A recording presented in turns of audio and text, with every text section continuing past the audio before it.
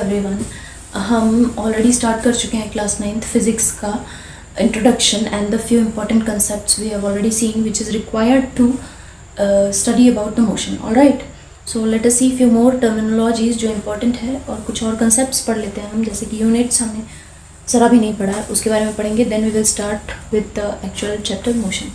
Okay, we have already discussed about the physical quantity. हम क्या पढ़ चुके हैं? अबाउट फिजिकल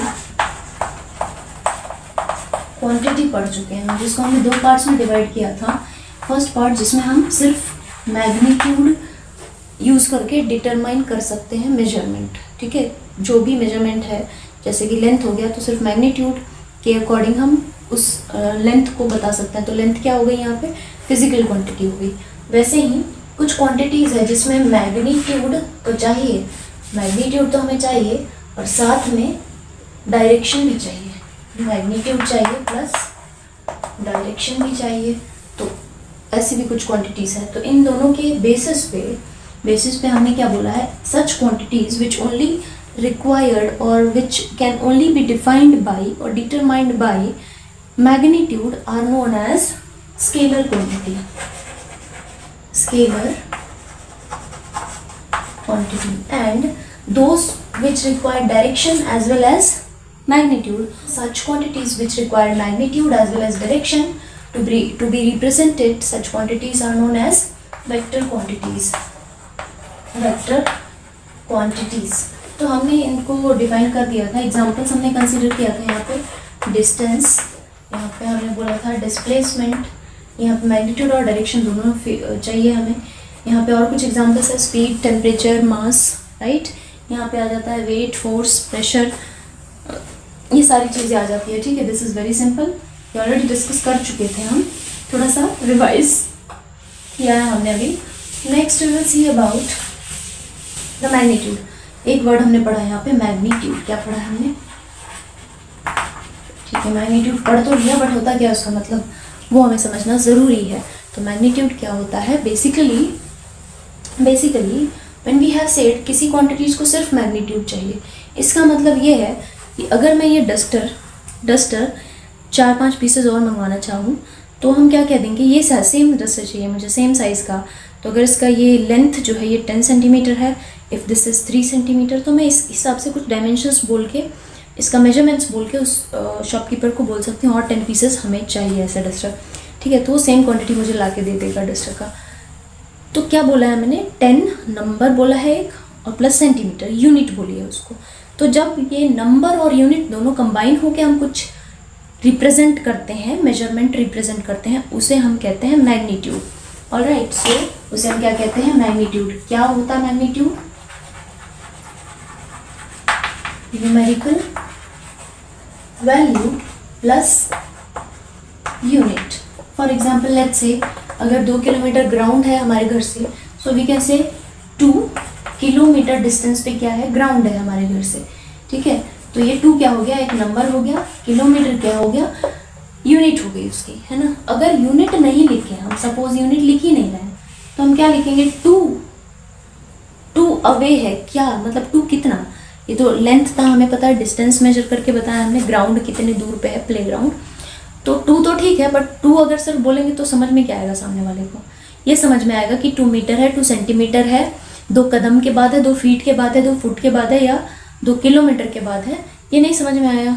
राइट, सो इसीलिए हमें यूनिट भी लिखना पड़ता है, किलोमीटर. और एक एग्जांपल ले सकते हैं, मार्केट में जाते हैं फ्रूट्स लेने, जब हम जाते हैं मार्केट में तो हम क्या बोलते हैं? 2 kg, 3 kg, 5 kg, जितना भी हमें परचेस करना हो, kg के हिसाब से हम ले लेते हैं. राइट, तो यहाँ पे यूनिट भी आ गई और फ्रूट का नेम आया, न्यूमेरिकल वैल्यू एक आ गई और यूनिट आ गई. ठीक है, तो ये आ गया. लाइक बनानास जो है वो डजन में मिलते हैं, और कोई चीज़ है जो डजन में मिलती हो? हमें मिलती होगी शायद, आपको बेटर पता है, आप लोग बहुत स्मार्ट हो. तो बहुत सारी चीज़ें जो डजन में मिलती है. एक्चुअली सेफ्टी पिन लेने जाओ वो भी डजन में मिलता है मार्केट में, तो 1 डजन 2 डजन बंच करके ही रखते हैं वो लोग, उसी के अकॉर्डिंग हम ले सकते हैं. क्लिप्स लेने जाते हैं, वो ले सकते हैं डजन में.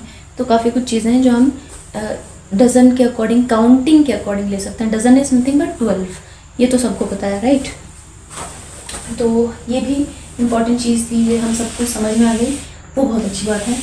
Next we will see about, इसके अलावा कुछ बहुत ही बेसिक जानना ज़रूरी है हम सब के लिए, जो है अबाउट यूनिट। ठीक है, तो अब हम पढ़ेंगे एक बहुत ही इम्पॉर्टेंट, बहुत ज़्यादा इम्पॉर्टेंट है, यूनिट्स। यूनिट, ये हमारा चैप्टर यूनिट वाला यूनिट नहीं है, ये दूसरा यूनिट है जो अभी हमने मैग्नीट्यूड के साथ यूनिट पढ़ा, वो सॉरी न्यूमेरिकल वैल्यू के साथ यूनिट पढ़ा है, वो यूनिट है ये।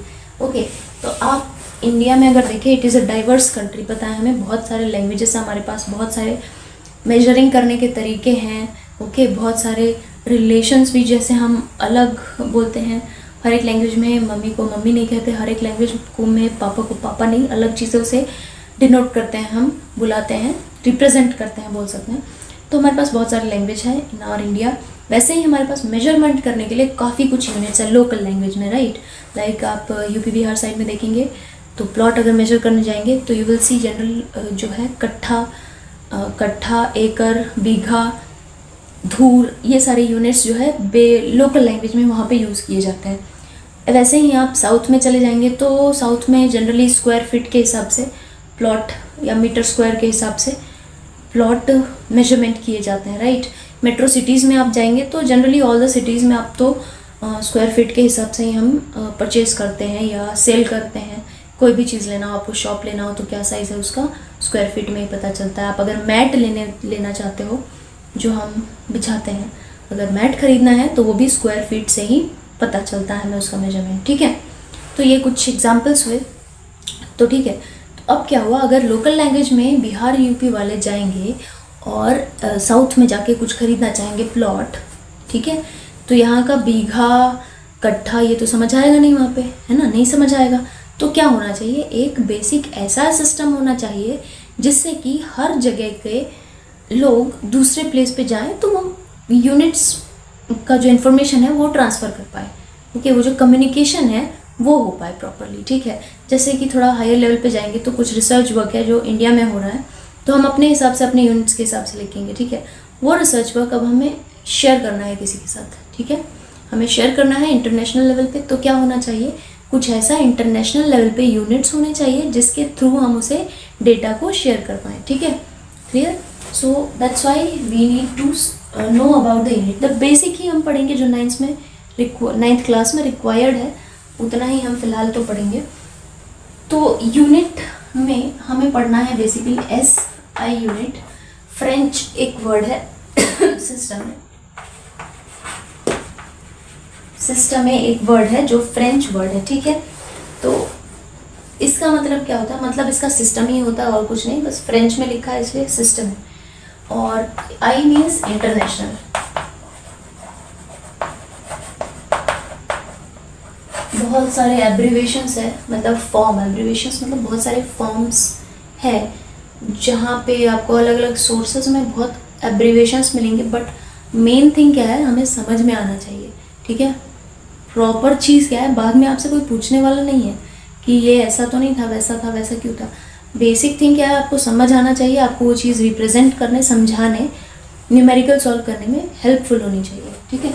तो ये एक सिस्टम में इंटरनेशनल है जिसको हम SI यूनिट भी कहते हैं। जनरली हम ये यूज़ करते हैं रिप्रेजेंट करने के लिए यूनिट्स को, है ना। जैसे हमने किलोमीटर बोला था तो वो एक सिस्टम ऑफ यूनिट में से हमने उठा के वो यूनिट लगा दिया था वहाँ पे, ठीक है। So similarly it is basically having to, first आप देखेंगे तो सबसे पहले एक चीज़ हमें जानना ज़रूरी है कि फिजिकल क्वांटिटीज़ जो 9th में बहुत ज़्यादा यूज़ होती है वो है length, mass and time, okay. कौन सी फिजिकल क्वांटिटीज़ यूज़ होती है, बाकी सारे फॉर्मूले जो 9th क्लास में ये इसी पे डिपेंडेंट है, ठीक है। सारे फॉर्मूले क्या है, इन्हीं फिजिकल क्वांटिटीज़ पे डिपेंडेंट है। जैसे कि आप देखेंगे अगर ये फॉर्मूला सबको पता है, speed is equal to distance upon time, ठीक है। स्पीड एक डिराइव्ड क्वांटिटी है, ठीक है। डिस्टेंस एंड टाइम क्या हो गया, प्योर क्वांटिटी, बेस क्वांटिटी हो गई, ठीक है। इसको और छोटे क्वांटिटी में नहीं डिस्ट्रीब्यूट किया जा सकता है, बट स्पीड को और छोटा बनाया जा सकता है। कैसे, डिस्टेंस और टाइम में डिफ्रेंशिएट करके। हमें डिस्टेंस पता होना चाहिए, टाइम पता होना चाहिए, तो स्पीड डिफाइन हो सकता है, ठीक है। बट डिस्टेंस को डिफाइन करने के लिए, डिस्टेंस को मेजर करने के लिए उससे भी कोई छोटी वैल्यू नहीं है, कोई छोटा फिजिकल क्वांटिटी नहीं है, तो ये क्या हो गया, बेस क्वांटिटी। डिराइव्ड क्वांटिटी क्या होती है, derived quantities are derived okay, वो डिराइव किए जाते हैं कहाँ से? बेस क्वांटिटी से, ठीक है। तो ये जो 3 हम बेस क्वांटिटीज़ पढ़ रहे हैं, इसी से सारे यूनिट्स डिराइव्ड हैं फॉर 9th क्लास। यूनिट्स बहुत डिटेल में है 11th क्लास में, फिजिक्स में पहला ही चैप्टर है अबाउट यूनिट्स एंड मेजरमेंट्स, तो वहाँ पे काफ़ी डिटेल में है, तो वहाँ और डिटेल में पढ़ा जाएगा, पढ़ेंगे। फिलहाल के लिए 3 बेस यूनिट्स हम डिस्कस करते हैं, which is we can say base unit, नहीं बेस फिजिकल क्वांटिटीज बोल रहे हैं हम यहाँ पे, फिजिकल क्वांटिटी। फर्स्ट क्या हो गया, क्या बोला हमने? लेंथ। सेकेंड मास, मास है ये, वेट नहीं है, ठीक है। वेट और मास भी पढ़ा जाएगा कौन से चैप्टर में? ग्रेविटेशन में। Third is length, mass and time.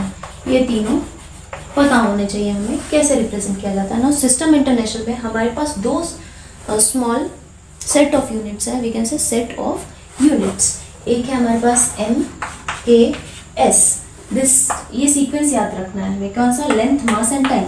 तो ऐसे ही हम पता लगा पाएंगे, this is for length, this is for mass, this is for time.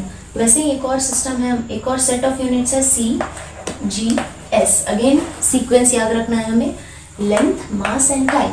Okay, so if we see length, length को MKS यूनिट में हम एम्स से कुछ वर्ड आना चाहिए तो हम डिटरमाइन करेंगे, that is length can be written as, its unit can be written as meter, ME, meter denoted by small m, ठीक है। ये किस में हो गया? लेंथ, MKS यूनिट में। Next is mass, mass kilograms में हम रिप्रेजेंट करते हैं MKS यूनिट में, so mass is represented in kilogram, denoted by capital K and small m, sorry small g not m, ठीक है। नेक्स्ट इज टाइम, टाइम क्या है? टाइम की स्मॉलेस्ट यूनिट हम कंसीडर करते हैं यहाँ पे, second, denoted by small s, alright. Similarly आप CGS में देखेंगे तो यहाँ भी सीक्वेंशियल है, this stands for length, this stands for mass, this one stands for time. Okay, time आप देखेंगे तो दोनों सेम है ना, सेकेंड ही है उसका यूनिट और कुछ नहीं। So this stands for centimeter, ये क्या है? Centimeter, denoted by small c, small m। Next stands for gram, this G stands for gram. किसके लिए यूनिट है? ग्राम, मास के लिए, ठीक है। सीक्वेंस वही है, वो याद हो जाएगा बहुत आसानी से। ग्राम के लिए है तो ग्राम को हम स्मॉल g से डिनोट करते हैं। नेक्स्ट क्या है? टाइम का है, सेम यूनिट है, हमें दिखाई दे रहा है सेकेंड, ओके, और इसको हम डिनोट करेंगे s से। ये तीनों चीज़ें हमें पता होनी चाहिए, CGS, MKS, SI यूनिट, और ये बेसिक कुछ यूनिट्स हैं, बेसिक क्वांटिटीज़ है, ये पता होना चाहिए हमें। तो इसी पे बेसिस कुछ, इसी को यूज़ करके कुछ क्वांटिटीज़ फिजिकल हमने डिफाइन की है इस चैप्टर में, जो कि डिराइव्ड फिजिकल क्वांटिटीज़ कहलाते हैं, ठीक है। Now we are ready to start with the chapter motion. अब जो भी बेसिक्स पढ़ा है हमने, ये सारा यूज़ होगा मोशन चैप्टर में, ठीक है। अभी तक हमने सिर्फ बेसिक पढ़ा था, जो मोशन स्टार्ट करने के पहले हमें पता होना चाहिए, ऑलराइट। क्योंकि 9th क्लास है, थोड़ा डिटेल है ही, पता है हमें, होना ही चाहिए, पता होना चाहिए सारी चीज़ें। और नहीं भी पता होना है, अगर किसी को पहले से पता है बहुत अच्छी बात है, और नहीं पता है तो जितनी नई चीज़ें सीखने मिले वो बहुत अच्छा होता है। We all are learners, alright, that's why हमें हमेशा कुछ ना कुछ सीखना चाहिए। So for today this much is okay, alright. So I hope this is very clear. इसके पहले जो हमने पढ़ा वो भी बहुत क्लियर था। अगले क्लास में हम मोशन के कुछ बेसिक टाइप और देखेंगे, depending on the behaviour of that motion, ठीक है। हर एक मोशन का अलग बिहेवियर होता है, कभी स्पीड चेंज हो जाता है, कभी पाथ अलग हो जाता है, तो उस पर बेस्ड कुछ टाइप पढ़ेंगे। Then we can start with rectilinear motion, और कुछ टर्मिनोलॉजीज है like distance, displacement, time, time तो पता है हमें, distance, displacement, velocity, average velocity and average speed, ये सारा कुछ टर्म हम नेक्स्ट क्लास में पढ़ने वाले हैं। So for today this much is enough, alright, see you guys soon, thank you.